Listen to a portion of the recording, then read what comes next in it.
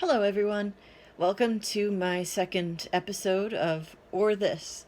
It is the opportunity that I take to reflect upon the scriptures and the theme of the scriptures from this past Sunday, which I've already preached on, and share some ideas of things that I've thought of after the sermon, during worship, whatever. Some that I didn't talk about in my sermon. So I did preach on the gospel for this past week from Matthew chapter 18, where Peter and Jesus are talking about forgiveness and how many times Peter asked Jesus, "Am I to forgive?" But we also had a very interesting and very good passage from Genesis that was assigned for this weekend. It was Genesis chapter 50, verses 15 through 21. And I encourage you to go back and take a look at that if you don't remember what it was about, because I'm not going to read it for you. But in summary, it is the story of Joseph talking to his brothers after their father has passed. And the brothers are concerned that Joseph, after his father has died, is going to hold a grudge against his brothers for what they had done to him as a child. If you don't remember the story, what happened to Joseph as a child was basically he got on his brother's nerves because he kind of acted a little bit spoiled, I guess you could say. And one day when he came out to check on his brothers in the fields, they got really annoyed with him and they decided to throw him into a pit. And then when a foreign caravan came by, they decided to sell their brother to them as a slave. So that's what happened to Joseph as a child. But at this point in his life, when the story picks up here, he has become a very important leader in Egypt, and he helped the people. He helped the Pharaoh of Egypt to be able to manage a time of plenty and a time of famine, to be able to gather extra and food and grain and stuff during a time of plenty, so that when the famine hit and people didn't have what they needed, they could come to him and he would help to hand it out, to preserve everybody, to keep everybody alive until the time of famine ended. So he ended up being in a very important position. He acted with a lot of wisdom, shared that wisdom with the Pharaoh, and he ended up in a position to be able to help his own brothers.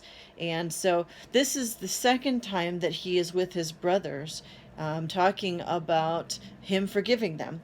He had already forgiven them earlier on.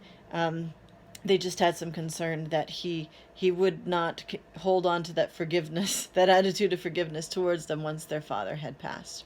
It's a really interesting story. You can read about it at the end of Genesis.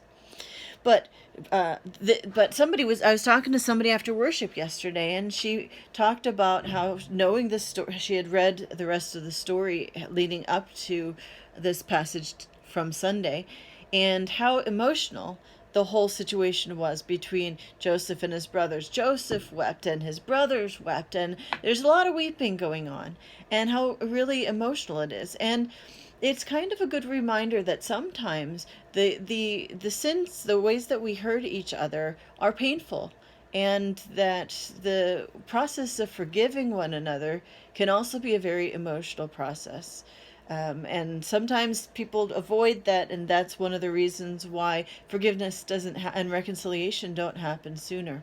But that might be because of the hurt that happens, and because of the love between people, or the grace that is being shared at that moment, that there could be a lot of emotion that goes into that process of forgiveness.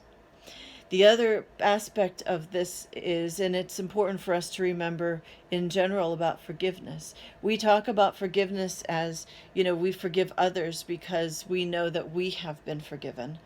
But sometimes I think we or others might forget, or we might have these messages in our minds that say to us that tell us that we've done wrong and that we're bad. We were a bad person for what we did. And sometimes these messages are things we might have heard growing up from people important in our lives, parents or friends or somebody else, teachers, even pastors. And we get these messages that come to us throughout life and kind of make us feel as though we carry the burdens of all of our mistakes. And we don't always get the message clearly through, so it hits us that we are forgiven, that God loves us, that God's grace is for us to lift the burden of that sin and our mistakes off of our shoulders. And it is only through that real experience of knowing how much mercy God has shown to us and how light our burdens are because of that mercy, that then we are able to be more forgiving towards others. And we see that in the story of Joseph. What happened to Joseph was really, really bad. He could have really ended up in a bad way.